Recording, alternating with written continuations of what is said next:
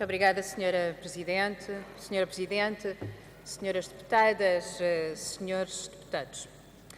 Na sexta-feira passada, 15 minutos antes do jogo de futebol, o Primeiro-Ministro escolheu dar um murro no estômago das famílias portuguesas.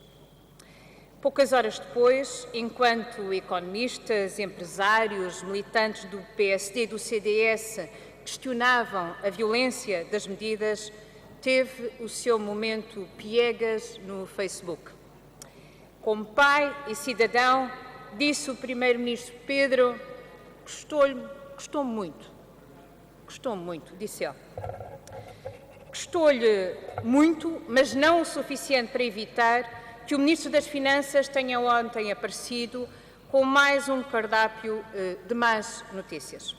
Aumento de impostos, com a diminuição dos escalões de IRS, aceleração dos despedimentos na função pública, diminuição das reformas, mais cortes na saúde, mais cortes na educação. O Governo recusa o que qualquer família vive na pele. A austeridade destrói o poder de compra, esmaga a economia. As famílias sabem, mas o Ministro das Finanças teve o desplante de dizer que é mentira e que não há espiral recessiva. Prometeram que a austeridade era feita em nome do combate ao déficit. Falharam. O desemprego atinge valores nunca vistos.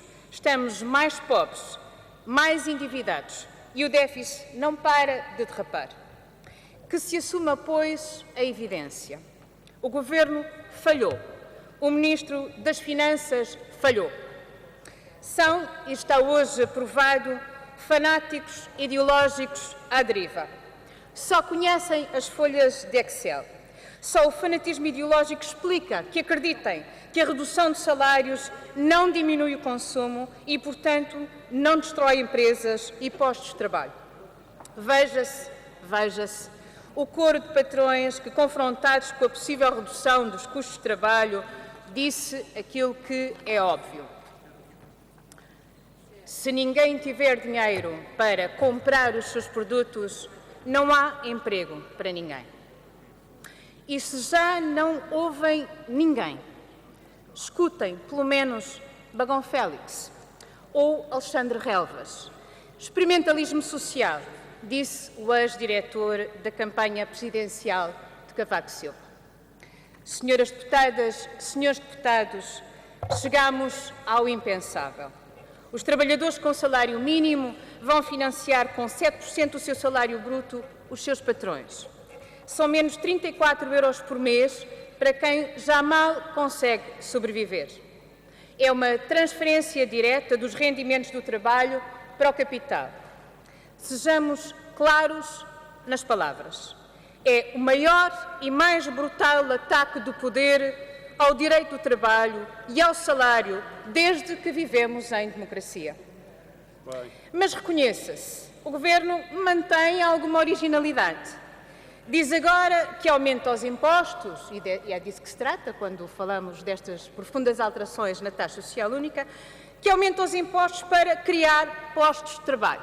É preciso muita originalidade, porque bem sabemos que é mentira. São boas notícias estas, finalmente, para alguém. A EDP, o BCP, a SONAI, a PT, as grandes empresas cotadas em bolsa, 60 milhões de euros é o que estas 4 empresas vão ganhar de lucros e, portanto, até a conversa de estímulo ao setor exportador não tem consistência nas medidas adotadas. São elas que vão beneficiar, são as grandes empresas que vão beneficiar com a redução da taxa social única e, em nome disso, destrói-se a economia do país, cada vez mais contraída, mais deprimida. Não nos enganemos, e ninguém se está a deixar enganar. A redução da taxa social única será uma renda permanente que os trabalhadores serão obrigados a pagar às empresas. Assaltados em 4 mil milhões de euros, os trabalhadores, claro, os patrões beneficiarão em 2.100 milhões de euros. E se alguns ainda tinham a esperança que o tecnocrata Ministro das Finanças podia resolver os problemas que os políticos não resolviam, desenganam-se hoje com todos os dados que têm na mão.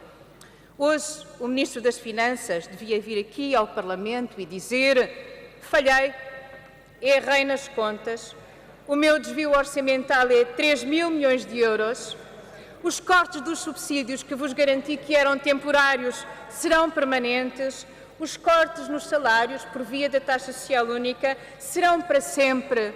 Errei, temos de mudar de rumo. Mas não. Ele insistirá, como já o fez, que a receita é boa, que é só mais uma dose de veneno, só falta mais uma dose de veneno e que a espiral de recessão não existe sequer. Não tem limites o desejo de vingança contra o trabalho e contra a democracia desta direita. Porque, afinal, o Governo zangou-se muito com o Tribunal Constitucional, irritaram-se, porque o Tribunal Constitucional resolveu fiscalizar a Constituição. Irritaram-se, porque o Tribunal Constitucional ousou convidar a Constituição a fiscalizar as políticas do Governo. Isto irritou-os profundamente.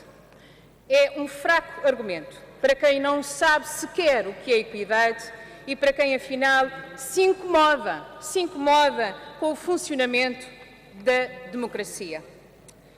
Contra o maior ataque ao direito de trabalho e ao salário, não há resposta senão a mobilização social, e este é o compromisso do Bloco de Esquerda e de todos os portugueses e de todas as portuguesas.